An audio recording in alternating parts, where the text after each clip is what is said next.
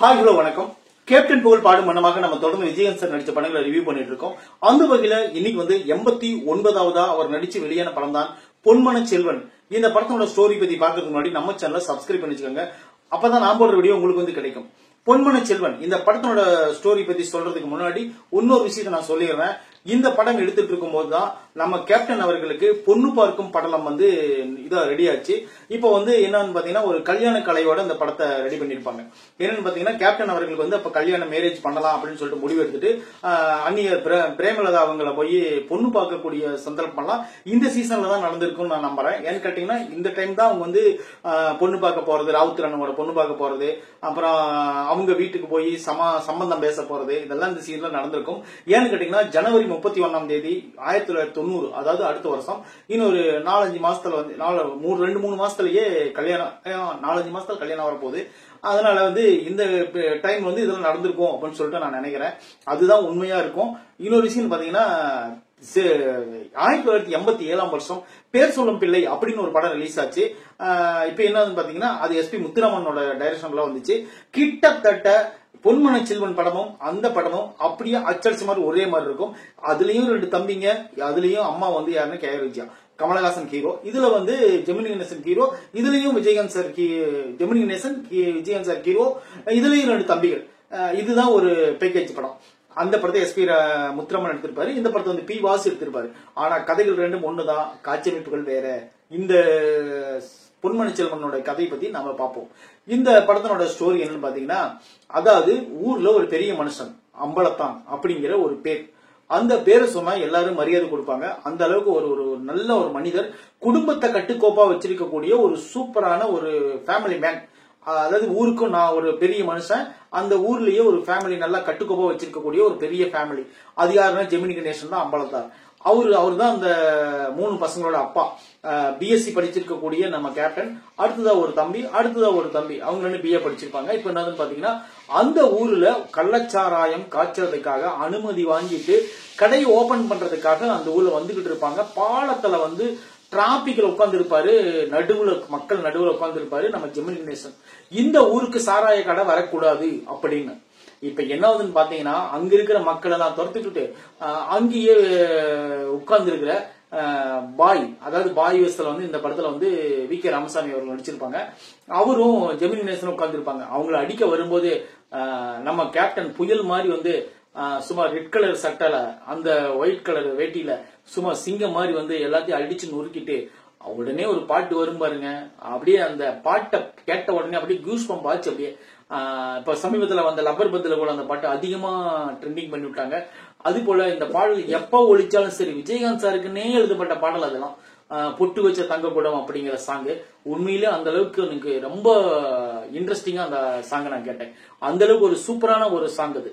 அப்புறம் என்னன்னு பாத்தீங்கன்னா அந்த ஊர்லயே ஒரு நாட்டாமன், அவர் நாட்டாமன்னு சொல்றதுக்கு பதிலா அவர் என்ன பண்ணுவார், அவரோட கேரக்டர் தெரியுமா, ஊர்ல நாட்டாமன். ஆனா அவரோட என்ன சொல்றது தெரியுங்களா, ஹாங்காங் போயிட்டு வந்த அண்ணாமலை, ஹாங்காங் அண்ணாமலை அவர் பேரு, அவரு தான் கவுண்டமணி.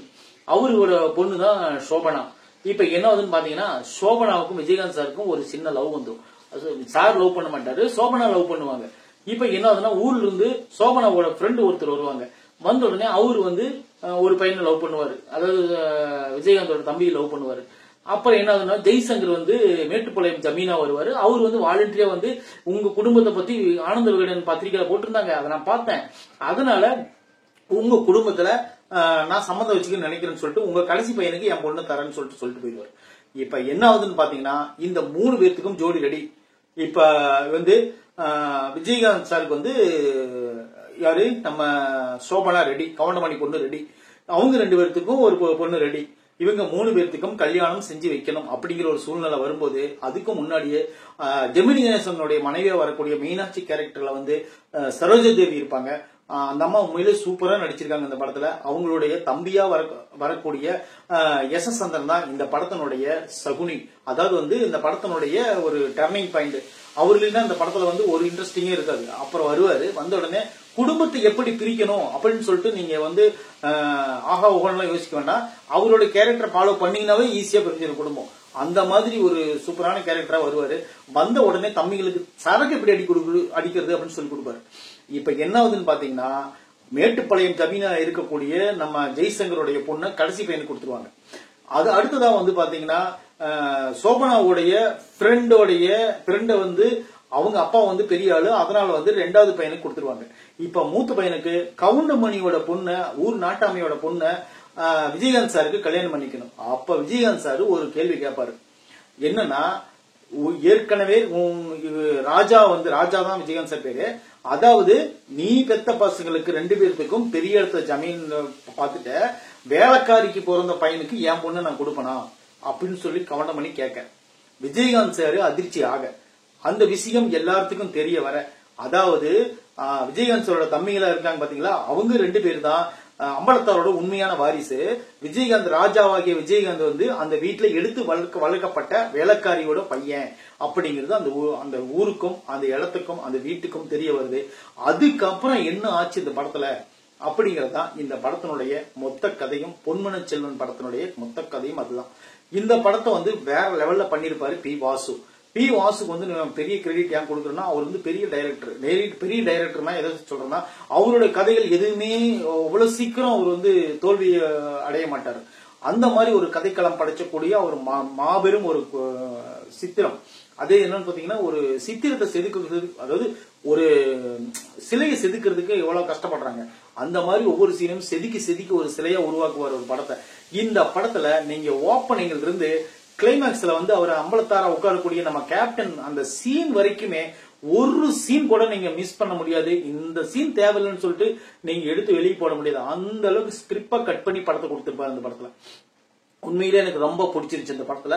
பாடல்கள் அது போல பொட்டு வச்ச தங்க குடமாகட்டும், அப்புறம் பூவான ஏட்டத்தொட்டு அந்த பாட்டாகட்டும், அப்புறம் வந்து பாத்தீங்கன்னா இன்னும் 6 பாட்டும் வேற லெவல். காணா கருங்குயிலே அந்த பாடல், அப்புறம் பாத்தீங்கன்னா இந்த படத்துல இருக்கக்கூடிய எல்லா பாடல்களும் மிக சிறப்பா வந்தது. காரணம் என்னன்னு பாத்தீங்கன்னா, எனக்கு ரொம்ப பிடிச்ச இந்த படத்தினுடைய பாடல்கள் தான். 6 பாட்டும் செமையா இருந்துச்சு. இந்த கதைக்கு வந்து தேவையே இல்ல ஃபைட். என்ன சொல்றேன்னா, இந்த படத்துக்கு வந்து தேவையே இல்லை ஃபைட். ஆனா கேப்டன் புரட்சி கலைஞர் கேப்டன் நடிக்கிறாருன்னு சொன்ன உடனே இந்த படத்துக்கு வலன்றியே 2 ஃபைட் வச்சாரு நம்ம பி. வாசு. அது என்னன்னு பாத்தீங்கன்னா, ஓப்பனிங்ல ஒரு ஃபைட்டு அந்த சாராய கும்பலோட, கிளைமேக்ஸ்ல ராதாரவியோட ஒரு ஃபைட். எங்கடா ராதாரவி வந்தாருன்னு கேட்காதீங்க, அவருதான் ஹாங்காங்ல இருந்து கவுண்டமணியோட மாப்பிள்ளையா ஊருக்குள்ள வருவாரு சோபனாவை கல்யாணம் பண்ணிக்கிறதுக்கு. அவருக்காண்ட தோந்துட்டு அவரே சொல்லிட்டு போயிருவாரு. உண்மையான வீரன் யாருன்னு பாத்தீங்கன்னா, இந்த தமிழ்நாட்டுல கேப்டனை தவிர உண்மையான வீரன் யாருமே கிடையாது. உங்க பொண்ணு தாராளமா அவர் கட்டி வைங்க, அவர் நல்லா பாத்துக்குவாருன்னு சொல்லிட்டு போவாரு. அந்த லீடு வந்து பிரேமலதா அந்நியருக்கு தான் அவர் சொல்லியிருப்பாரு மறைமுகமான்னு சொல்லிட்டு நான் நம்புறேன். ஏன்னு கேட்டீங்கன்னா, அவங்கதான் அந்த டைம்ல வந்து கேப்டனுக்கு வந்து மனைவியா வரக்கூடிய சம்பந்தம் பேசியிருப்பாங்க நான் நினைக்கிறேன். அதுதான் உண்மையும் கூட. இன்னொரு விஷயம் என்னன்னு பாத்தீங்கன்னா, இந்த படத்துல கவுண்டமணி வந்து நெகட்டிவ் கேரக்டர் நடிச்சிருப்பாரு. ஆனா அவர் நெகட்டிவ் கேரக்டர் நடிச்சிருந்தாலும் கூட அவரால் தான் சில விஷயங்கள் உண்மை வெளியே வந்து, அதுக்கப்புறம் விஜயகாந்த் சார் வந்து ஒரு தீர்க்கமான முடிவெடுத்து அந்த வீட்டை விட்டு வெளியே வந்து, அதுக்கப்புறம் அவர் ஒரு பெரிய ஆளாவதெல்லாம் இந்த படத்துல இன்னும் நீங்க பாத்தீங்கன்னா செமையா ரசிப்பீங்க. அது போல பழம்பெரும் நடிகரான ஜெமினி கணேசனோட கேரக்டர் நம்ம சொல்லியே ஆகணும்.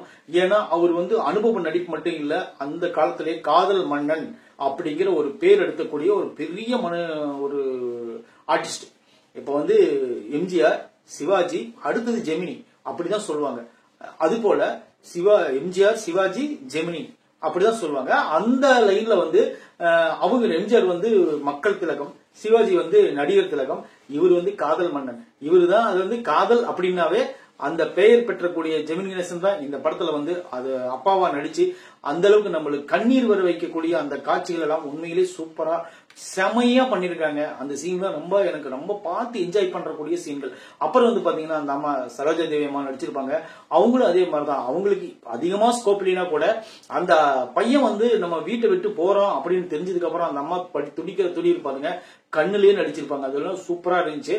அப்புறம் வந்து பாத்தீங்கன்னா 3வதா 2 தம்பிங்க நடிச்சுக்கிறாங்கல்ல, அவங்க 2 பேரும் நல்லாவே நடிச்சிருந்தாங்க.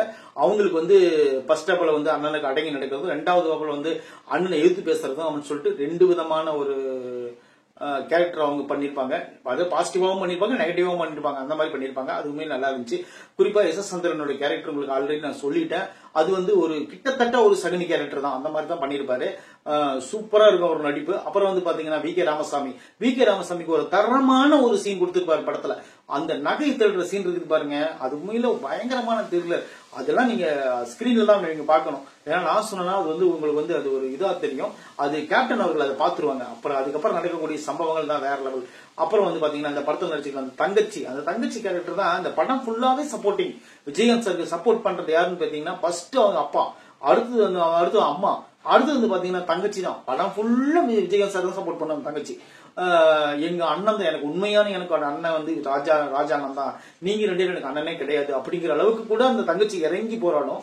அதெல்லாம் உண்மையிலே நல்லா இருந்துச்சு. ரொம்ப ரொம்ப பிடிச்சிருந்துச்சு அந்த கேரக்டர். அப்புறம் யாருன்னு பாத்தீங்கன்னா ஒரே ஒரு ஃபைட்டுக்காக வரக்கூடிய ராஜா ரவி, அவர் வந்த உடனே ரொம்ப வீரவசனம் பேசிட்டு விஜயகாந்த் சார்கிட்ட அடி வாங்கிட்டு அவர் போயிடுவாரு. அப்புறம் வந்து பாத்தீங்கன்னா அந்த படத்துல வரக்கூடிய அப்புறம் காமெடி அப்படின்னு பாத்தீங்கன்னா அந்த படத்துல விஜயகாந்த் சாரே இறங்கி பண்ணிருப்பாரு ஃபர்ஸ்ட் ஹாப்ல. அப்புறம் வந்து கவுண்டமணி அப்பப்ப வந்து அவருக்கு உண்டான அந்த காமெடி போட்டுட்டு இருப்பாரு அப்பப்ப, அது கூட நல்லா தான் இருந்துச்சு. அப்புறம் இந்த படத்துல எல்லா கேரக்டரும் சூப்பரா இருந்ததுனாலதான் இந்த படம் வந்து ஒரு பயங்கரமான ஹிட் அடிச்ச படம். பொன்மன செல்வன் வந்து ஆல்ரெடி ஒரு 200 நாளுக்கு மேல ஓடி ஒரு பெரிய ஹிட் அடிச்சு வெள்ளி விழா கொண்டாடின படம் தான் இந்த பொன்மன செல்வன். இந்த படத்துல வந்து இசை இளையராஜா பண்ணதுனால எல்லா பாடல்களும் இந்த படத்துல வந்து மிகப்பெரிய ஒரு பிளாக் பஸ்டர் ஹிட் ஆச்சு பாடல்கள் அப்படிங்கிறதுல எந்த விதமான மாற்று கருத்தும் கிடையாது. அந்த அளவுக்கு சூப்பரா இருக்கும். இன்னொரு விஷயம் என்னன்னு பாத்தீங்கன்னா சோபனா வந்து அவங்களோட ஒரிஜினல் வாய்ஸ்ல பேசியிருப்பாங்கன்னு நினைக்கிறேன் அந்த படத்துல. அது எந்த அளவுக்கு உண்மைன்னு எனக்கு தெரியல, நீங்க உங்களுக்கு தெரிஞ்சா நீங்க சொல்லுங்க. ஆனா அந்த வாய்ஸ் வந்து பாத்தீங்கன்னா ஒரு கரகரன்னு இருக்கும். விஜயகாந்த் சார்கிட்ட பேசும்போதே உங்களுக்கு தெரியும், இதோட சோபனா ஏற்கனவே வேற மாதிரி பேசுவாங்களே, நீங்க இப்படி பேசுறாங்களே நீங்க யோசிக்கலாம். அது அவங்களோட சொந்த வாய்ஸ்ன்னு நான் நினைக்கிறேன். இன்னொரு விஷயம் பாத்தீங்கன்னா விஜயகாந்த் சாருக்கும் சோபனா மேடமுக்கும் 2 பேருக்கும் அப்படி ஒரு கெமிஸ்ட்ரி ஒர்க் அவுட் ஆயிருக்கும். 2 பேரும் அப்படி சூப்பரா இருப்பாங்க. ராதிகாவுக்கும் விஜயகாந்த் சாருக்கும் எப்படி ஒர்க் அவுட் ஆச்சோ அதே போல சோபனாவுக்கும் விஜயகாந்த் சாருக்கும் ஒர்க் அவுட் ஆயிருக்கும். சூப்பரா இருக்கும் அந்த காதல் ஜோடி. அப்புறம் வந்து இந்த படத்துல இன்னும் சொல்ல போனா அந்த ஃபைட் சீன்லாம், அந்த கிளைமேக்ஸ்ல வரக்கூடிய அந்த கட்ட வண்டி ஃபைட் சீன்லாம் உண்மையே சூப்பர். அந்த கிளைமேக்ஸ்ல வரக்கூடிய அந்த தீ வைக்கிற சீன்லாம் நல்லா இருந்துச்சு. அப்புறம் இன்னும் சொல்ல போனா அந்த ஃபர்ஸ்ட் ஹாப்ல ஒரு காமெடி வந்திருக்கும். அது என்னன்னு பாத்தீங்கன்னா விஜயகாந்த் சார் கிட்ட அந்த சோபனா லவ் சொல்லுவாங்க. அப்ப ஒரு ரொமான்ஸ் ஒண்ணு பண்ணுவாரு பாருங்க, அப்ப வேற லெவல். கேப்டன்லாம் இன்னும் ஒரு 10-20 வருஷம் 50 வருஷம் வாழ்ந்திருக்கலாம். அந்த மாதிரி ஒரு மனிதன், அவர் நம்ம இழந்துட்டோம். அதனால பெரும் துக்கமா இருக்கு. இருந்தாலும் நம்ம வந்து அந்த காட்சிகள் எல்லாம் பார்க்கும்போது நம்ம கண்ணு கலங்குது. அது போல இன்னும் வரக்கூடிய நாட்கள்ல நம்ம கேப்டனை வந்து நம்ம திரைப்படங்கள்ல பார்த்துதான் நம்ம வந்து ஆறுதல் பட்டுக்கணும். அந்த மாதிரி ஒரு நல்ல மனுஷன், நல்ல ஒரு இதயம் கொண்ட ஒரு சொக்க தங்கம் அப்படின்னு சொல்லிட்டு பாக்யராஜ் அவர்களே அவரை வச்சு படம் எடுத்துறாங்க. அந்த சொக்க தங்கம் அந்த பேர் வந்து அவருக்கு வந்து சும்மா வைக்கல, அது நிஜமாலும் வச்ச பேர் அவருக்கு. அதுக்கு அந்த பேருக்கு அவரு தான் பொருந்தும் அந்த மாதிரி, அதனால அவர் வச்சிருக்காரு. நாம அப்ப வந்து ஒரு என்ன நினைச்சிட்டோம், எல்லாரும் ஹீரோன்னு நினைச்சிட்டோம். ஏன்னா எல்லாருமே ஹீரோ கிடையாது, கேப்டன் தான் ஹீரோ.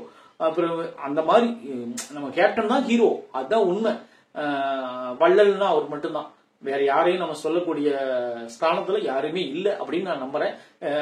எம்ஜிஆர் சாருக்கு அப்புறம் கேப்டன் தான், அது எந்த மாற்றமும் கிடையாது. இப்போ இன்னொரு விஷயம் என்ன சொல்றேன்னா, இது படம் வந்து ஆகஸ்ட் 15ஆம் தேதி சுதந்திர தினத்தன்னைக்கு இந்த படம் ரிலீஸ் ஆச்சு அப்படிங்கிறது குறிப்பிடத்தக்கது.